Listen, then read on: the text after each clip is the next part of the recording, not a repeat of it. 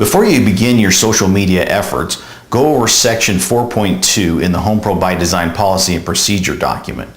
You can find it in the back office website along with your Social Media 101 instruction document. The policies for online behavior are there to protect you and all other HomePro by Design consultants, both current and future.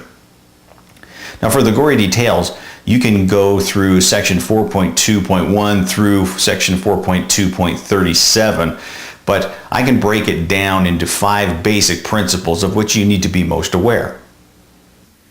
If you choose to use the term HomePro in your profile names or websites, only use it in conjunction with some other element. HomePro Southwest, for example, or HomePro by Susie. My advice is to think of a name that has more to do with you and your own brand. Stay away from names that make it sound like you officially represent HomePro by Design LLC. You are an independent consultant. That's something to be proud of. Make sure your web presence reflects that. Number 2, only use the consultant or specialist logo. These identify you as an independent consultant or specialist. A specialist is a professional cleaner who sells HomePro by Design products on the side. Everyone else is a consultant. Use the right logo. If you don't have it, you can get it from the HomePro by Design business office in the forms section, or just email us at marketing@homeprobydesign.com and we'll send it to you. Number 3, no spamming. Not by email, not by fax, not on forums. No spamming. If you decide to place a web ad, use one of the official online ad templates available in the HomePro by Design business office in the forms section. If you can't find one you like in the template library, suggest a new one by emailing us at marketing@homeprobydesign.com. And finally, number 5, don't make any claims about the HomePro by Design products or opportunity that can't be found on the official HomePro by Design website. So now let's get down to things you can do to maximize your social media efforts. First, tie all your online activities together. For example, mention your e-newsletter in your blog, link to your blog from your Facebook page, and encourage people to become a fan of your Facebook page from your blog. This sort of online circle you create should entice people to purchase a product from your replicated site, contact you to host a party, or contact you to become a consultant. It's critical that you invite people regularly to give you their email address so that they can get your e-newsletter. When someone gives you their email address, you set them up as a customer in the back office website, and the Solutions e-newsletter will go to them automatically with links only to your replicated site. The more email addresses people give you, the more people will get your e-newsletter and be reminded of the products and opportunity you have to offer. Second, comment on other people's blogs. It's a good way to start conversations, and it can help build traffic back to your blog. It also helps search engines find you because you often get the opportunity to provide a link back to your website. The more links to your website, the higher you get in search rankings. Number 3, every time someone comments on your blog for the first time, send a thank you note or respond to them within your blog. It's a good way to turn a casual comment into a relationship.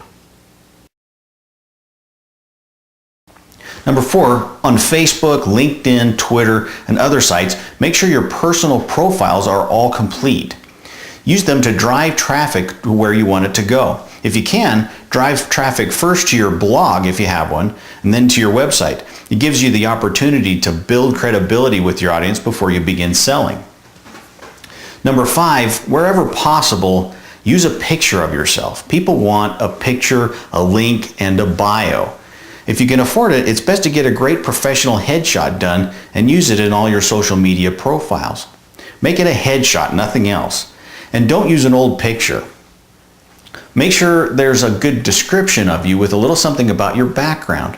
If you're a homemaker, for example, be proud of it and let people know that's where you're coming from. Now we need to talk about a few things to watch out for as you begin entering social media forums and conversations. First, when joining or starting discussions on any social media site, avoid hot button issues, particularly politics and religion. It may be tempting to get into those heavy issues, but keep your end goal in mind. You're not there to express your opinions on controversial topics. You're there to engage people in a positive way and interest them in what you have to offer. Second, remember that everything you post could end up in much more public places, even tweets. If you're not okay with your customers seeing it, don't post it. If you're not okay with potential employers seeing it, don't post it.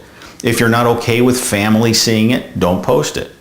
Make it all G-rated or at most PG-rated. Don't make the mistake of embarrassing someone who may have their kids standing behind them as they read your post over their shoulder.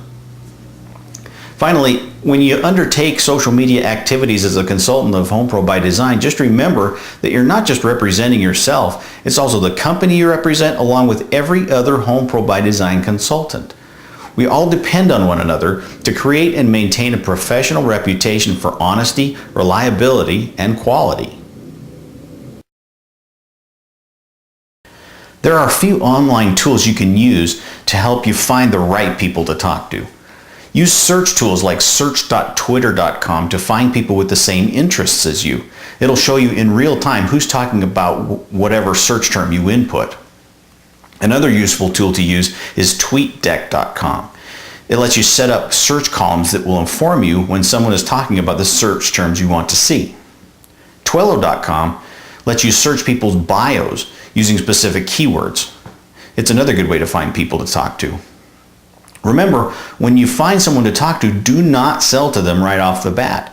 Engage in conversation with them and learn about them first. That way, you know how best to approach them when the time is right.